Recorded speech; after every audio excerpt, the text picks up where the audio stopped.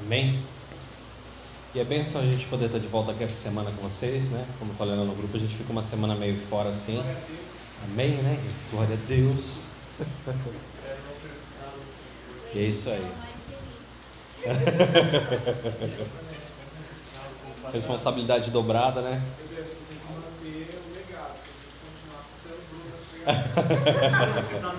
Continuar citando o Bruno. Amém.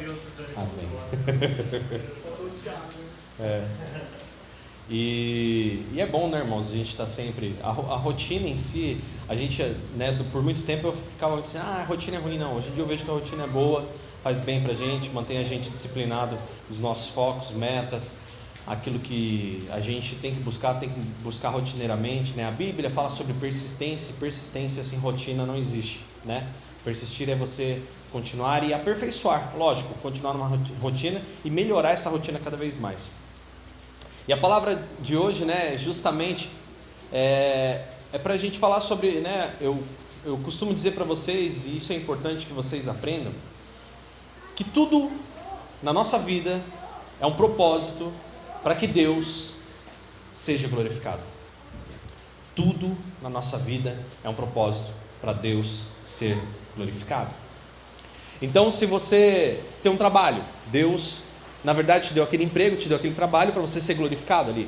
Se você está numa faculdade, está num curso, significa aquele conhecimento, Deus irá usar você com aquele conhecimento e aonde você estiver. Significa que se eu tenho algo na minha vida, se eu moro numa casa, se eu tenho um carro, se eu vivo se eu adquiro um emprego, aonde eu estou, sempre Deus está usando isso como pretexto para que o nome dele seja glorificado. E a gente, né, semana passada esteve em São Paulo, fomos, né, passear na casa de alguns parentes e ficamos hospedados num hotel, né, um quarto de hotel tranquilo. Mas você já reparou que por mais gostoso, maravilhoso que seja o lugar que você vá, que seja aconchegante, que seja diferente, que seja bacana,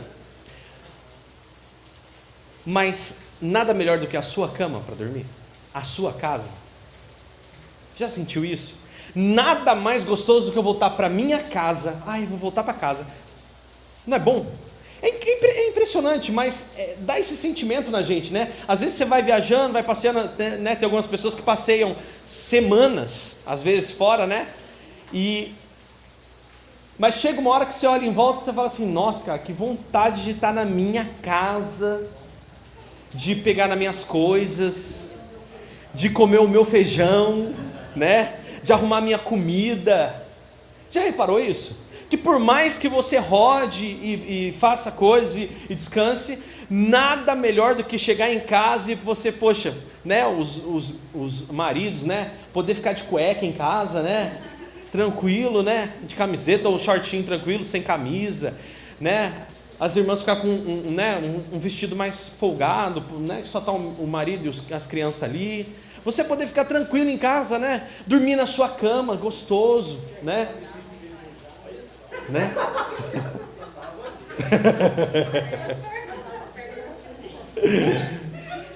Mas é bom voltar para casa, né, gente? Não é? E no banheiro de porta aberta, né? Amém. Sim. Isso é verdade. Até o organismo sabe, né? E é isso. Resumindo, é bom voltar para casa. O passeio é bom. Estarmos num lugar diferente é maravilhoso. Tanto quando a gente chegou em Guará, né? A gente rodou tanto nesses dias, né, que a gente passou em Caraguá, depois foi para São Paulo, ainda dei uma passada em Suzano e rodei, né? E quando eu entrei em Guará, a Carol falou, nossa, Dani, parece que tá diferente a cidade, parece que sei lá, né? Falei, não, Carol, é a mesma coisa, mas tá diferente. Falei, tá, porque a gente andou num monte de lugar, nosso cérebro meio que quebrou a rotina. O passeio é bom para você quebrar a rotina, faz parte, né? E lazer é bom. O entretenimento, a medida certa, é bom. O problema do entretenimento é quando ele quer te alienar, como hoje no mundo é muito comum. Então, É bom passear, é bom estar num lugar diferente, mas melhor ainda é voltar para casa. Isso é inegável. E a palavra que eu venho trazer hoje é sobre isso. É sobre, o tema dessa pregação é de volta para casa. Em que a gente vai ver agora o apóstolo Pedro falando sobre isso. Que nós somos turistas, nós somos estranhos, estrangeiros, nós somos pessoas fora da nossa terra verdadeira. E será que nós nos consideramos como tal? Será que a gente vive dessa forma? Será que a gente age dessa forma? É o que a gente vai meditar nessa palavra hoje. Abriu aí 1 Pedro, capítulo 2, versículo 4. 1 Pedro 2 e 4, abre aí. E agora nós vamos fechar os nossos olhos e agradecer a Deus pela palavra. Deus, nós te agradecemos por esse momento de palavra, de ministração, de reunião do teu evangelho. E Pai, agradecidos porque temos esse momento para compartilhar, para lembrar do quanto o Senhor é bom, maravilhoso, e o quanto as suas bênçãos são maravilhosas sobre nós, e as suas bênçãos é a presença do Espírito, é o teu poder, é a tua unção, é a tua graça. Isso para nós é bênção, Senhor. Então obrigado. Obrigado porque o Senhor está no nosso meio, obrigado porque tu és um Deus de paz. E Senhor, estamos aqui perseverando na tua presença, até que o Senhor volte para nos buscar. E hoje, Senhor, em nome de Jesus, nos arrependemos mais uma vez de todo pecado, nos arrependemos de todo mal, nos arrependemos de tudo aquilo que não provém de Ti. Pedimos, Senhor, limpa-nos hoje de todo pecado, quebra todo impedimento, tira de nós tudo aquilo que não provém de Ti e purifica-nos agora. Purifica-nos na palavra, na presença do Teu Santo Espírito e enche-nos, transborda-nos hoje, Senhor, em nome de Jesus. Pai, eu aproveito esse momento também para orar pelos bolivianos, os cristãos bolivianos ali, que estão sofrendo com uma sanção de lei e até um pouco perseguição. Senhor, dê sabedoria para eles. E Pai, que se por acaso algo acontecer, que eles não possam mais congregar ali, que eles possam migrar para lugares que possam. Dá sabedoria aos líderes, dá humildade ao povo, e que eles possam migrar, ó Pai, e migrar para onde eles possam cultuar a Ti, em nome de Jesus. Nós oramos ao Senhor, te glorificamos por tudo, ó Pai, no nome de Jesus, amém. Amém, irmãos? Antes mesmo de ler esse trecho, por que eu estou orando dessa forma, irmãos? Jesus, quando chega para os discípulos, fala assim, sabe, igreja? Olha, quando vocês forem perseguidos aqui, vão para outra cidade. E se te perseguirem lá, vai para outra. E se perseguirem lá, fujam. Fujam. Então, irmãos, vamos orar pela Bolívia, pelos bolivianos, vamos orar pela situação deles? Vamos. Mas acima de tudo, vamos orar por sabedoria?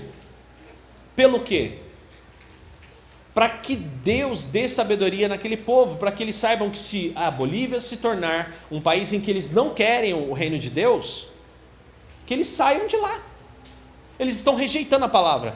Os discípulos chegaram numa determinada cidade certa vez, e Jesus falou isso, ó, quando vocês chegarem num lugar e ninguém receber vocês, sai daquela cidade, bate o pó e vai embora. Vai haver mais piedade para Sodoma e Gomorra do que essa cidade que rejeitou a palavra de Deus. Então vamos orar para que Deus dê sabedoria também aos líderes, que eles não fiquem lá dando murro em ponta de faca e gente morrendo por causa disso, porque isso não é o objetivo do reino de Deus. Se o reino de Deus chega num lugar e é rejeitado, o que a gente tem que fazer? Ir para outro lugar. Acabou, irmãos. O reino de Deus é força e poder para a nossa vida, para aquele que aceita. Aquele que aceita o reino de Deus é espada para acabar com todo pecado, com toda mentira, com todo engano, e destruir isso na vida daquele que acredita. O reino de Deus não é conquistado dessa forma. Ele é a força, quando fala sobre conquistado a força, por nós temos que ter muita força, irmãos, fazer muito esforço para vencer o pecado, não é fácil. Então tem que ser na briga mesmo, você tem que brigar com você, brigar contra o seu pecado, brigar contra a sua natureza pecaminosa, para ser um vencedor, e para ser um cristão verdadeiro. Mas você vê que quando Pedro pega na espada, para cortar a orelha de Malco, o soldado do templo, Jesus fala assim, Pedro, guarda essa espada, porque quem fere com espada será ferido. Então não devemos lutar. Vamos orar para Deus dar sabedoria para aquele povo, vamos orar para Deus mexer na lei, para Deus intervir, para que eles possam pregar o evangelho lá, Mas se eles não puderem pregar o evangelho, que eles se adaptem, ou que eles saiam da Bolívia. Vem para o Brasil, vem para o Chile, vem para a Argentina, vai para os Estados Unidos, vai para o México, que é onde o cristianismo também é muito bem pregado. O que a gente pode fazer se uma nação rejeita o reino de Deus, não é mesmo? Infelizmente. Então vamos orar por isso, colocar esse foco de oração, para que Deus possa dar sabedoria acima de tudo ao povo. Amém? 1 Pedro, capítulo 2, e versículo 4.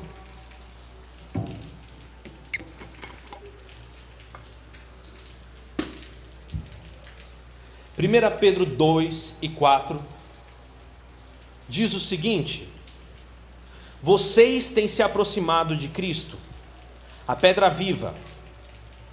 As pessoas o rejeitaram, mas Deus o escolheu para lhe conceder grande honra. Versículo 5: e vocês também são pedras vivas, com as quais um templo espiritual é edificado. Além disso, vocês são sacerdotes santos. Por meio de Jesus Cristo, oferecem sacrifícios espirituais que agradam a Deus.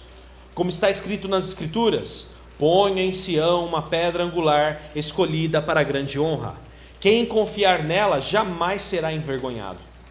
Versículo 7: sim, vocês são os que creem, reconhecem a honra que lhes é devida, mas para os que não creem, a pedra que os construtores rejeitaram se tornou a pedra fundamental, que é a pedra angular. Versículo 8: e também, ele é a pedra de tropeço, rocha que faz pessoas caírem. Tropeçam porque não obedecem à palavra, e portanto, deparam com o destino planejado para elas. Versículo 9: vocês, porém, são povo escolhido, reino de sacerdotes, nação santa, propriedade exclusiva de Deus. Assim, vocês podem mostrar às pessoas como é admirável aquele que os chamou das trevas para a sua maravilhosa luz. Versículo 10: antes, vocês não tinham identidade como um povo, agora sim, são povo de Deus. Antes não haviam recebido misericórdia, agora receberam misericórdia de Deus. Versículo 11: amados, eu vos advirto como peregrinos e estrangeiros que vocês são, a manter distância dos desejos carnais que lutam contra a alma. Versículo 12, por fim: procurem viver de maneira exemplar entre as pessoas que não acreditam dessa forma. Assim, mesmo que eles os acusem de praticar o mal, verão seu comportamento correto e darão glória a Deus quando Ele julgar o mundo. Você pode dizer glória a Deus por isso? Ou seja, lembra que a gente há umas semanas atrás eu falei a diferença entre julgamento, juízo e exortação? Lembra que eu falei que existem algumas situações em que Deus está exortando, mas chega uma hora que parece que você olha, nossa, parece que Deus não está fazendo nada, parece que essas pessoas pecam e nada pega. Onde na verdade Deus está aguardando o juízo. É isso que fala aqui no final. Deus está reservando um juízo para este mundo. Uma hora esse mundo será julgado. Por isso Deus não o adverte. Por isso Deus não chega e fala assim, não faça isso, eu vou, não.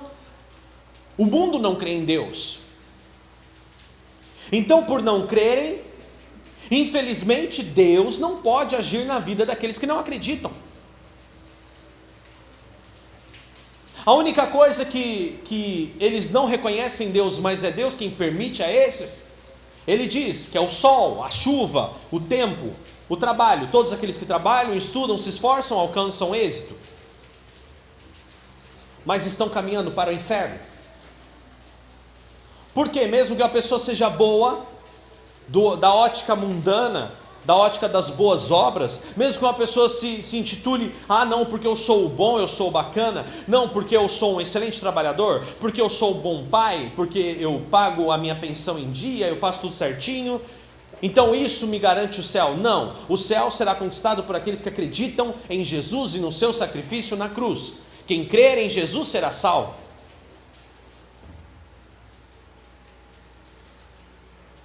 E é interessante que a nossa diferença do mundo, e uma coisa que a gente deve entender, é que nós não nos comportamos como pessoas deste mundo. Nós não andamos obstinados com as coisas deste mundo. Nós não andamos totalmente impelidos pelas coisas que o mundo promove. Eu não venho à igreja porque eu quero carro. Eu não venho à igreja porque eu quero uma casa, porque eu quero ficar rico. Eu não venho aqui para repreender o devorador. Pastor, não venho para repreender o devorador. Não, você não vem para repreender o devorador. O devorador é repreendido a partir do momento que você obedece a Deus. A partir do momento que você oferta, a partir do momento que você ajuda, a partir do momento que você age com sabedoria, pede sabedoria de Deus, o devorador vai embora da vida dessa pessoa. Então, para que eu venho à igreja? Eu venho à igreja para servir, aprender a servir a Deus, servindo aos meus irmãos. É para isso. Eu não venho à igreja porque eu preciso orar, não, porque se eu não orar na minha casa, se eu não separo um tempo de devoção, orar na igreja somente não adianta. Então eu venho à igreja para ler a Bíblia? Desculpa, se você não lê a Bíblia na sua casa e você só lê na igreja, você está perdendo um grande tempo. Você deve ler na sua casa. Vir aqui para ler a Bíblia não é o objetivo. Você não vem à igreja para quê? Para que vimos à igreja? Eu já preguei uma vez sobre isso, tem uma pregação até que fala sobre isso, e nós sabemos que vir aqui é para que nós aprendamos a palavra de Deus juntos, e saímos daqui servos, praticantes do reino de Deus. Aqui nós nos encontramos para tirar dúvidas e fortalecer a nossa caminhada de fé. É para isso que existe a igreja. Para nos fortalecermos uns aos outros, servindo uns aos outros, amando uns aos outros, para que nós possamos nos encontrar aqui e realmente lembrar quem nós somos e quem seremos na glória celestial, aleluia. Porque no dia a dia você não tem contato com essas pessoas que aqui estão. No dia a dia você tem contato com outras pessoas, pessoas que não são da sua cultura. E às vezes você anda tão afastado a semana inteira que quando você chega aqui você fala: ufa, ainda bem que eu estou no meio do meu povo. Olha o que Pedro fala aqui: vocês são um povo, agora vocês são uma nação, antes vocês não eram. Antes vocês eram pessoas perdidas no meio dos seus pecados, impelidos pelas suas coisas, mas não, agora vocês são peregrinos, vocês são pessoas estrangeiras, vocês são pessoas de um reino em que a nacionalidade não está aqui. E será que nós temos agido como tal? Será que nós temos realmente vivido como cidadãos do reino de Deus e que estão desejosos de voltar para casa? De ir para casa? Aquele lugar em que Jesus chega para nós e fala assim: ei, eu vou vos preparar lugar. Eu vou preparar lugar para vocês e eu vou voltar para buscá-los. Estejam atentos a isso. Não sejam enganados. Não deixe que esse mundo, com as coisas dele, as preocupações dele, engane vocês. Não. Estejam atentos. Continuem vivendo como eu ensinei vocês. Continuem sendo essas pessoas, dessa nação ao qual eu trouxe a terra. O reino de Deus está na terra, porque nós estamos aqui. A partir do momento que Jesus voltar e arrebatar a sua igreja, o reino de Deus agora é tirado deste lugar, porque o reino de Deus está onde está o seu povo e o Espírito de Deus habitando, que é o Espírito Santo. Porque sem ele nós não podemos fazer nada. A nossa natureza humana pecaminosa nos destrói. Somos totalmente desobedientes e impelidos, impulsionados, empurrados e obstinados pelos nossos desejos carnais. Se não for o reino de Deus e o Espírito Santo em nós dizendo: ei, tome cuidado.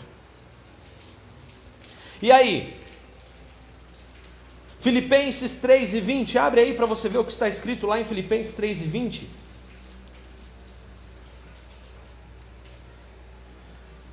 Filipenses 3:20, nessa carta está escrito assim: nossa cidadania, no entanto, vem do céu, e de lá aguardamos ansiosamente a volta do Salvador, o Senhor Jesus Cristo. Se você crê nisso, diga glória a Deus.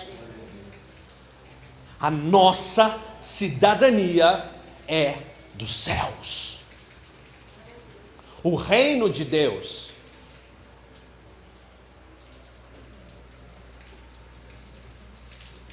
Você tem consciência de que não pertence a esse mundo? Será que você acorda todo dia lembrando assim, tipo, eu não pertenço a este lugar.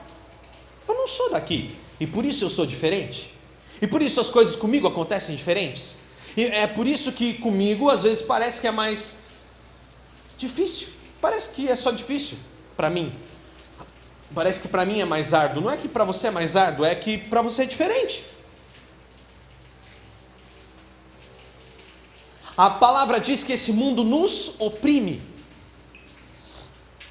Porque já que você não quer andar conforme o mundo quer, o mundo começa a querer te apertar, te oprimir, te deprimir, parecer que você não tem nada, parecer que ninguém gosta de você, parecer que todo mundo te persegue. É tudo aparência. É Satanás se levantando e falando, não, ninguém gosta de você aqui, todo mundo te persegue, ninguém quer você aqui, ninguém... Não. Mentira. O mundo necessita da nossa luz. Naquela passagem ali que Pedro fala, ele fala claramente uma coisa, ele diz o seguinte, que nós perseveremos nessa mesma doutrina, porque quando o juízo de Deus vem sobre as nações, essas pessoas irão olhar para o nosso testemunho, ainda que nos caluniando, e vão falar, puxa, eles são fiéis. Puxa, realmente esse povo é um povo verdadeiro? Então não espere ser reconhecido na bonança, não espere ser reconhecido quando tudo vai bem, espere ser reconhecido quando as coisas dão errado para as pessoas ao seu redor. Porque é quando as pessoas veem o seu mundo ruir, as suas coisas ruírem, as suas circunstâncias ruírem, é quando eles perdem essa estrutura, né, de mundo, de carro, de casa e de bens materiais, é quando todo esse solo cai, rui, é que eles se lembram, puxa, eu preciso de Deus. É quando algo muito desgraçado acontece ao mundo, é quando Deus executa juízo ao povo, é que o povo se lembra, puxa, Jeremias, onde ele está? Ezequiel, cadê o profeta? Chama ele, porque a coisa está feia agora, vamos acreditar em Ezequiel. Era quando algo assustador acontecia ao rei Nabucodonosor, que ele lembrava, chama Daniel. É quando tudo deu errado, a fome veio, destruiu a terra de Canaã, que os filhos de Jacó descem para o Egito, e se encontram com José, e se arrependem do que fazem.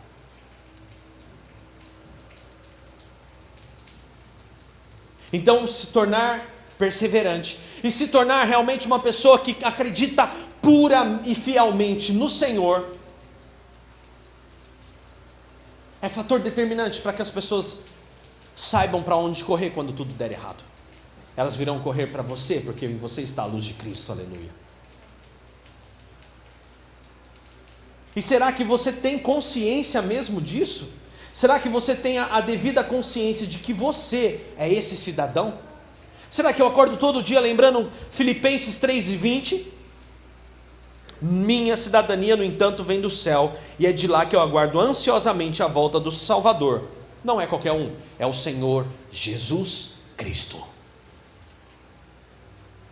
Confiamos nele. Mas e aí?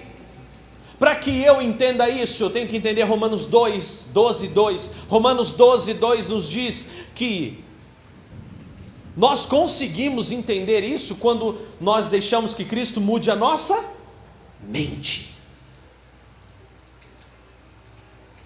É preciso que a minha mente seja mudada, é preciso que eu abra o meu entendimento, é preciso que eu abra o meu coração, que eu me esvazie de mim. Por isso que a palavra fala que é necessário que eu seja menos de mim e mais dele. É preciso que eu tire da minha mente tudo aquilo que o mundo me ensinou. O que o mundo me ensinou, ainda que seja bom, se não for da fruto do reino de Deus, não nos serve. Porque o mundo ensina que é olho por olho e dente por dente. Isso não é injusto. Aquele que matou vai ser morto, aquele que roubou vai pagar por isso. Isso não é injusto. Não é, é até certo. Mas Jesus ensina algo melhor. Olha, quando alguém ferir a tua face, oferece-lhe a outra também. Porque Deus é quem irá recompensar a cada um segundo as suas obras. Aleluia. Difícil? Sim. Mas não é impossível? Parece, mas não é. Então você quer começar hoje todos os dias a entender isso, a primeira coisa que tem que fazer, será que a minha mente realmente já é transformada? Será que minha mente realmente já é mudada? Será que a minha mente hoje já está aberta e o reino de Deus, com a sua palavra, a sua justiça, o seu poder, a sua graça, aquilo que Ele nos ensina, será que o reino de Deus já entrou em mim? Será que eu educo os meus filhos como um cidadão do reino? Será que eu estou no meu casamento como um cidadão do reino? Será que eu sou um filho como um cidadão do reino? Será que eu sou um amigo como um cidadão do reino? Será que eu estou trabalhando na minha empresa como um empregado do reino de Deus, não daquele patrão iníquo? Será que nós temos sido assim? E é onde está o problema? O problema é que nos inclinamos mais para o mundo e sua forma de viver, e nossa mente se torna obstinada, o que nos traz perturbação e impaciência. Romanos 8:6.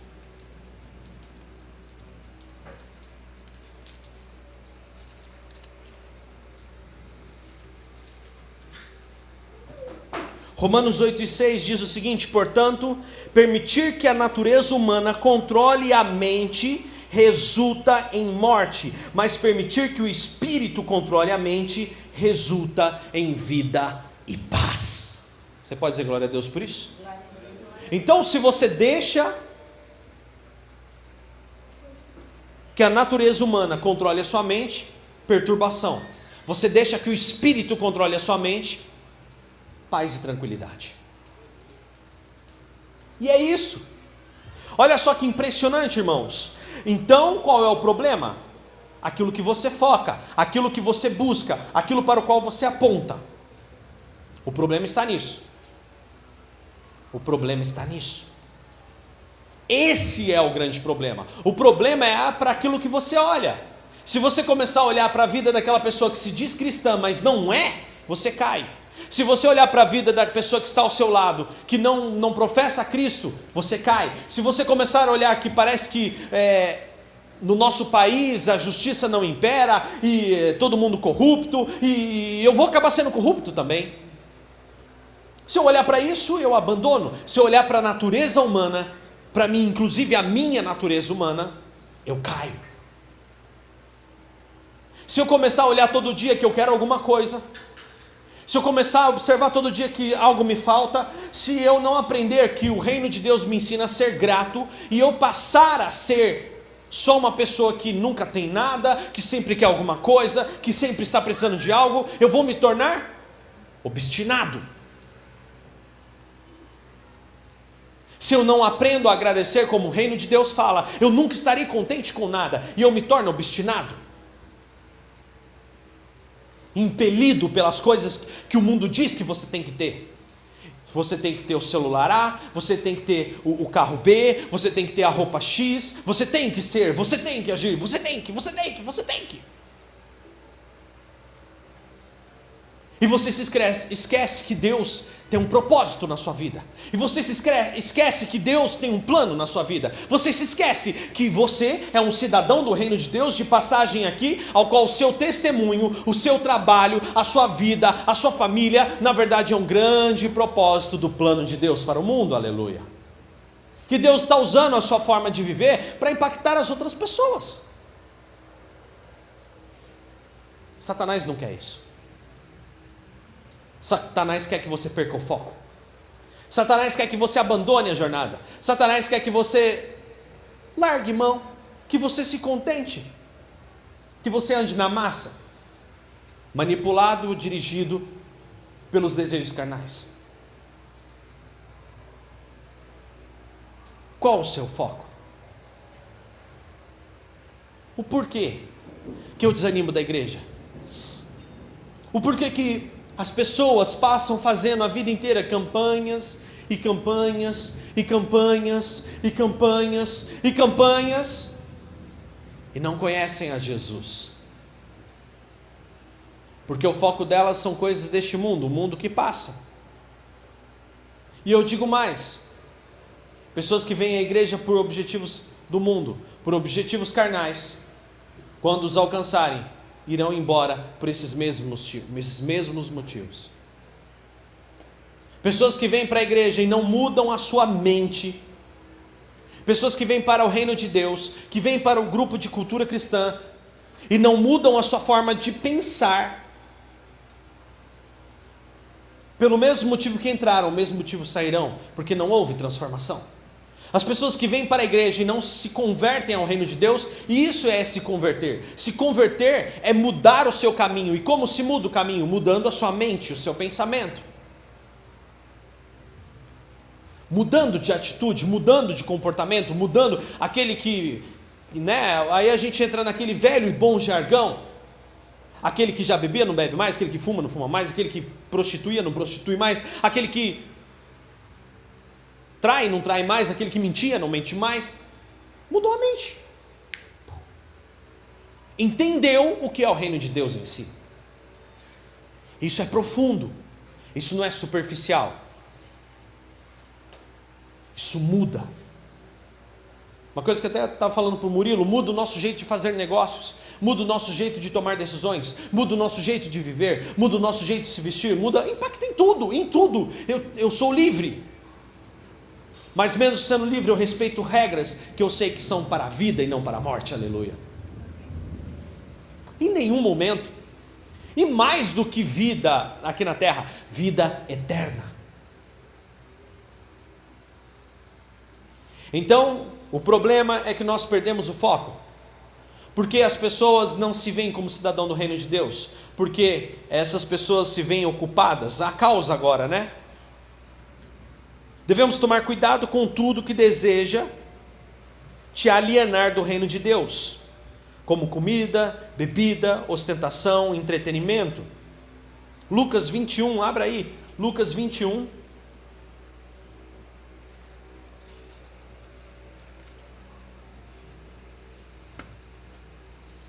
Versículo 34.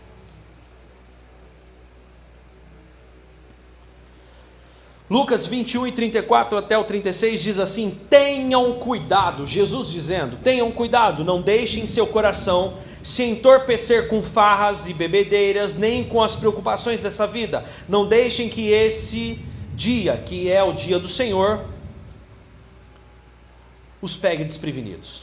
Versículo 35, como uma armadilha. É como uma armadilha, pois esse dia virá sobre todos que vivem na terra. Versículo 36, estejam sempre atentos e orem para serem considerados dignos de escapar dos horrores que sucederão que sucederão e de estar em pé na presença do Filho do Homem. Amém?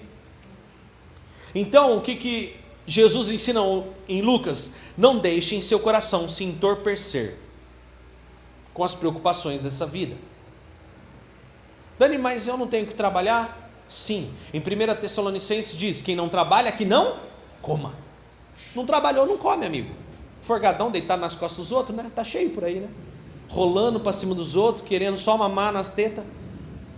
Isso não é de Deus. E aqui no Brasil o povo tem uma mania de entrar em programa social, né, gente? Para se encostar no governo. Esse negócio de Bolsa Família aí criou um bando de vagabundo nesse país, porque o povo já era meio vagalzão mesmo, né? E aí aumentou mais ainda isso daí. Problema do governo, não tenho nada a ver com isso. Mas falando do contexto bíblico, já reparou que quem geralmente vive só desses programas sociais não faz mais nada? Tá? Não faz mais nada, irmão. Porque eu conheço que nem a tia Lena tem a aposentadoria dela, mas trabalha, tá aí frutificando. Tinha uma amiga nossa, a irmã Luciene também. A Luciene tinha lá a aposentadoria dela e vivia fazendo as coisinhas dela. Faz uma coisinha aqui, faz outra coisinha lá e vai, ajuda um e vai. Não para, irmão. Quem tem o reino de Deus não consegue ficar parado, trabalha. Mas você já reparou que quem quer mamar na teta do governo é terrível, parece que nunca consegue nada. O dinheiro vem e não serve para nada. A vida continua miserável, continua não tendo nada e vai sendo levado e vai sendo tirado. Sabe por quê, irmão? Porque uma coisa está escrito na Bíblia. O homem quando cai, Deus fala assim: todos os dias da tua vida você vai ter que trabalhar. Todos os dias. Enquanto você viver e aguentar, você vai ter que trabalhar. Faça alguma coisa. E que Deus seja glorificado no que você faz. E aí? Cada um se ocupe com aquilo que lhe apraz. Mas ficar lá, vou fazer nada não. Ficar o dia inteiro lá, pachazão, dormindo, fazendo mais nada. Vai à morte, irmãos. Morre, sabia? Isso é cientificamente comprovado. Ficar parado, você está chamando, falando assim: morte, me leva, porque eu não tenho mais nada para fazer aqui. E é assim. E aí? Então não é pecado trabalhar, ter o sustento. Não é pecado, irmãos. O que Jesus fala aqui é você se tornar obstinado. Não, que eu tenho que ter, eu tenho que comer, eu tenho que beber, eu tenho que vestir. Pessoas que vivem assim obstinadamente se destroem, se acaba. Jesus falou assim: olha os pássaros do céu, eles não têm emprego, no entanto todos eles comem, bebem, vivem. Você está entendendo? E é justamente isso. Olha só que coisa impressionante. Então, a causa dessa falta de foco é porque com o que você tem se ocupado e por que você tem se ocupado com isso. O que você tem feito e por que você tem feito isso. Do que você vive e por que você vive nesse meio. Deus está sendo glorificado nisso? Deus está sendo... Será que em seu lugar o que faria Jesus? O que faria Jesus em teu lugar? E é sempre assim. Então, Marcos 4, olha só o que diz aí, Marcos capítulo 4. Para fechar esse pensamento.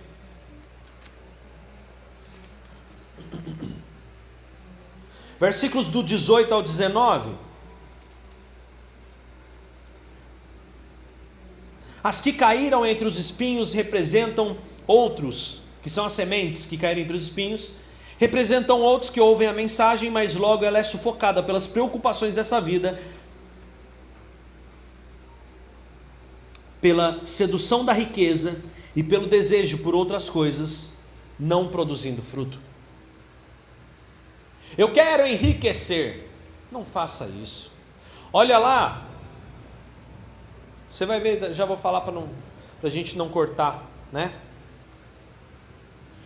Eu quero enriquecer. Não pense em enriquecer, irmão. Se Deus quiser que você seja rico, para pregar para rico e para usar seu dinheiro para o reino de Deus, amém. Se Ele não quiser que você seja rico, porque ser rico dá um trabalho, irmão. Dá um trabalho. A gente tem visto, né, Murilo? Um povo rico aí, doido, porque dá trabalho ter dinheiro. Cuidar, você não pode deixar o dinheiro parado, tem que movimentar dinheiro, tem que cuidar de dinheiro, tem que mandar dinheiro para lá, mandar dinheiro para cá, e correr e investir, porque dinheiro parado deprecia. Então dá muita preocupação. Mas se Deus quiser e achar que você deve, amém, irmão. E que você não vai se perder, Ele não vai dar uma coisa que você vai se perder, tá? Vai usar a tua riqueza para o reino de Deus, assim como usou Dale Carnegie. Dale Carnegie foi o pai do ferro nos Estados Unidos, um dos homens mais ricos que a humanidade já conheceu, e ele, quando chega a uma certa idade, ele vende tudo. Ele quem forneceu ferro para a Segunda Guerra Mundial, irmãos. Pensa se ele ficou rico. E ele enriqueceu, chegou um momento, ele vendeu tudo. Vendeu, acabou com tudo. Acabou aspas, né, irmão? Ele pega tudo isso que ele vendeu e agora começa a construir mais de 300 bibliotecas em todos os estados, cidades dos Estados Unidos. Constrói o Carnegie Hall, centros de cultura, para que as pessoas pudessem aprender. Propósito. Deus tem um propósito de cada um, irmãos. E é um ou outro. Agora, o amor à riqueza, buscar obstinadamente se tornar uma pessoa rica, e status, e se assentar entre os irmãos, sai dessa, isso é bobeira, isso é obstinação, isso aí é só para poder, é desejo carnal, não nos leva a nada. Com o que você tem se ocupado e por que você tem se ocupado com isso?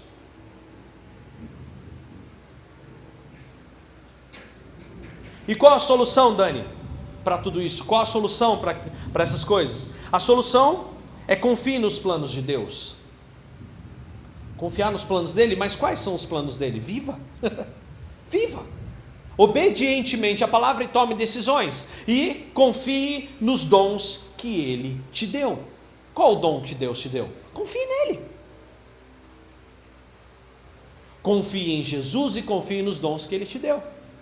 É isso. Qual o dom que Deus tem te dado? Use. Você vai sentir satisfação por fazer o que você faz. E qual o plano dele para a minha vida? Viva-o. Ele não está brincando de esconde-esconde com você. Simplesmente as oportunidades surgirão de acordo com a sua necessidade. O que você necessita hoje? Eu me lembro quando a gente trocou o carro. Eu estava falando hoje para o Murilo, lembrei disso. Eu lembro que eu estava com o Uno branco, né? O Ninho branco. Benção de Deus, fartinho. Mas já estava dando um pouquinho de dor de cabeça e tal. Não conseguia viajar, deslocar para trabalhar. Mas na bênção estava bom, quitadinho, bonitinho, tranquilo. E a gente pensando em trocar um carro. E aí o Murilo me ajudando a olhar carro e não sei o quê. E um amigo de São José. Meses, irmão. E meses eu não conseguia arrumar um carro.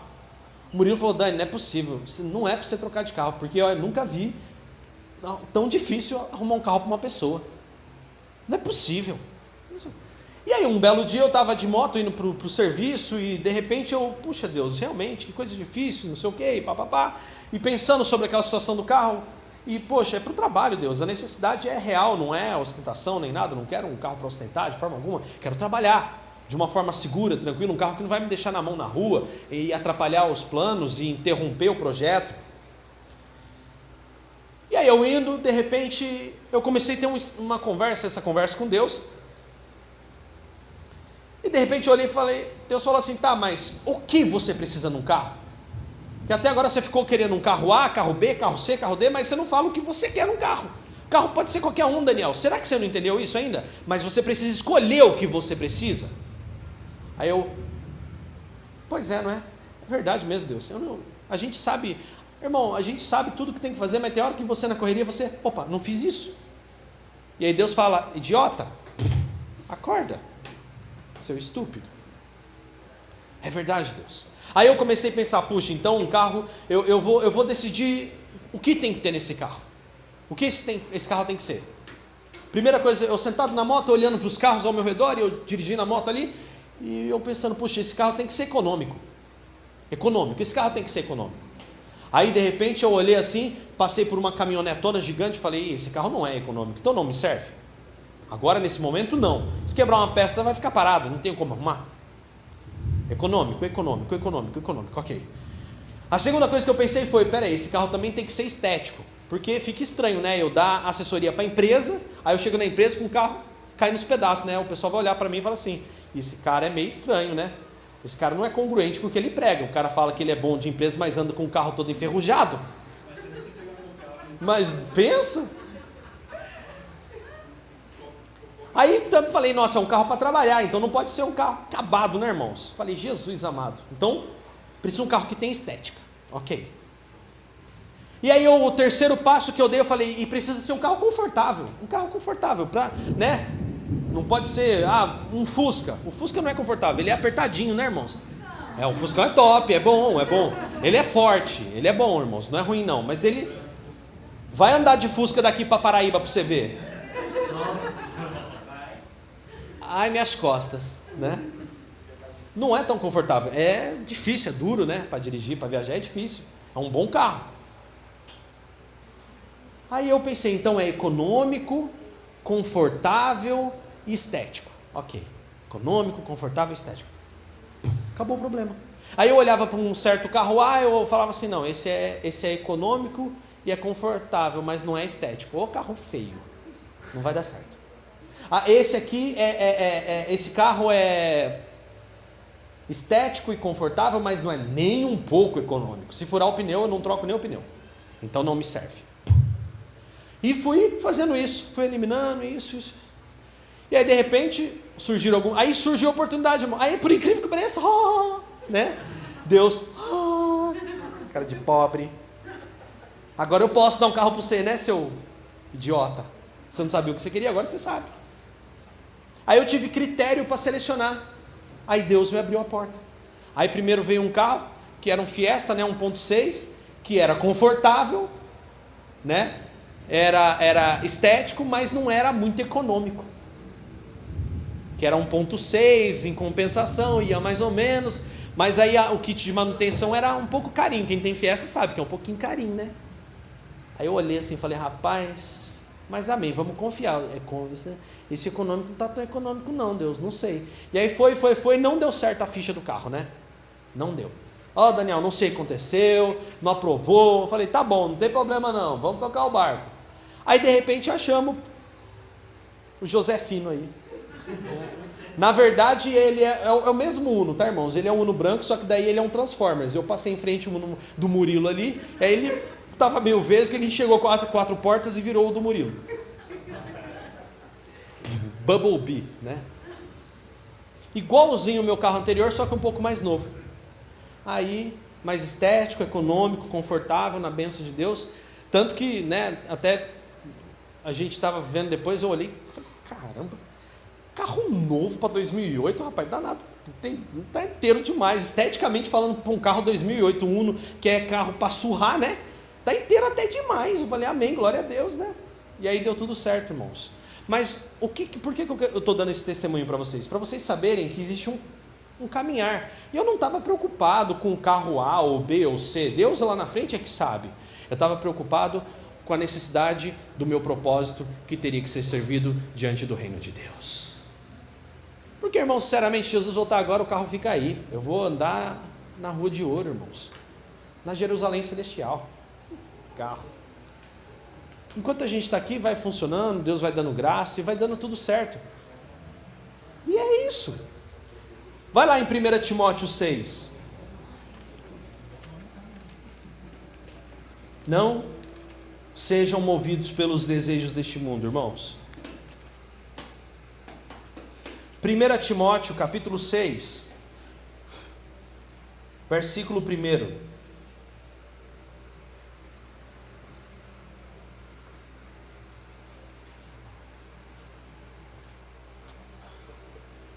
1 Timóteo 6,1 diz assim: os escravos ou empregados devem ter todo respeito por seus senhores ou patrões, para não envergonharem o nome de Deus e seus ensinamentos. O fato de o senhor ou o patrão ser irmão na fé não é desculpa para deixar de respeitá-lo também. Pelo contrário, se o patrão ou senhor é um irmão na fé, devem trabalhar ainda mais arduamente, pois os esforços beneficiam outros irmãos do reino de Deus. Ensine essas coisas e incentive todos a obedecer-lhes. Versículo 3: talvez alguns nos contradigam, mas esses são os verdadeiros ensinamentos do Senhor Jesus Cristo, que conduzem a uma vida de devoção. Quem ensina algo diferente do que está escrito aqui é arrogante e sem entendimento. Vive com desejo doentio de discutir o significado de palavras e provoca contenda que resultam em inveja, divisão, difamação e suspeitas malignas. Versículo 5: pessoas assim sempre causam problemas. Essas pessoas têm a mente corrompida e deram as costas para a verdade. Para elas a vida de devoção é apenas uma forma de enriquecer. Versículo 6: no entanto, a devoção acompanhada de contentamento, que é gratidão, felicidade, é em si mesma uma grande riqueza. Afinal, não trouxemos nada conosco quando viemos ao mundo, e nada levaremos quando o deixarmos. Versículo 8: portanto, se temos alimento e roupa, estejamos contentes.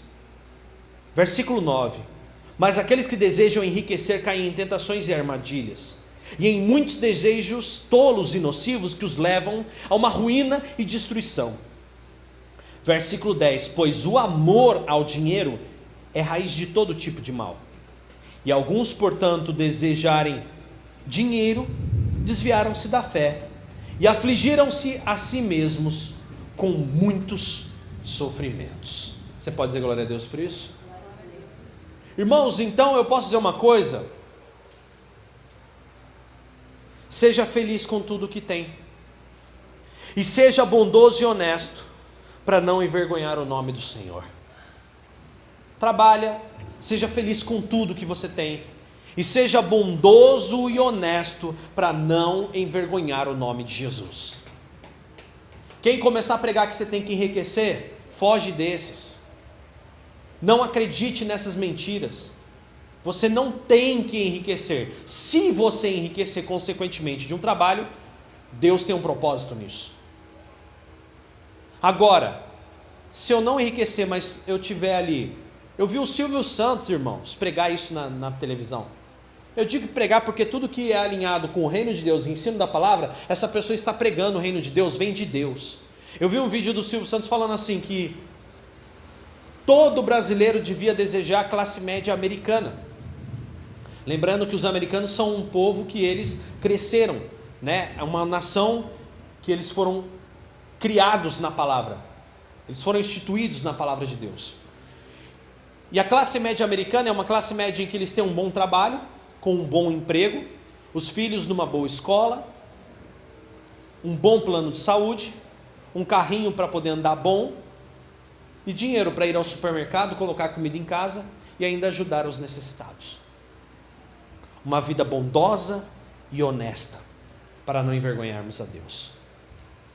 Então, se você tem vivido dessa forma, se você tem uma boa casa para morar, se você tem uma boa roupinha para vestir, se os seus filhos estão numa boa escola estudando, se você conseguiu arrumar um planinho de saúde para a tua família, arruma, irmão, porque é bom.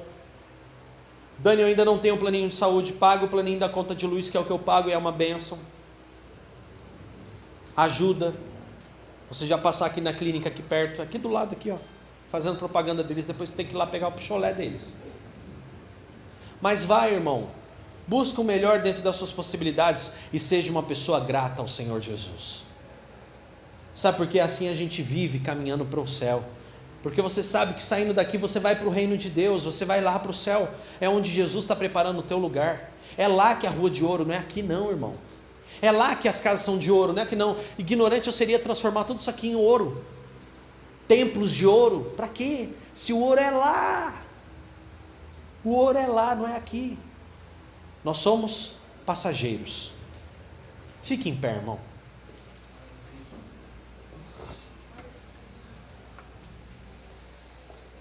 Não existe desejo mais maravilhoso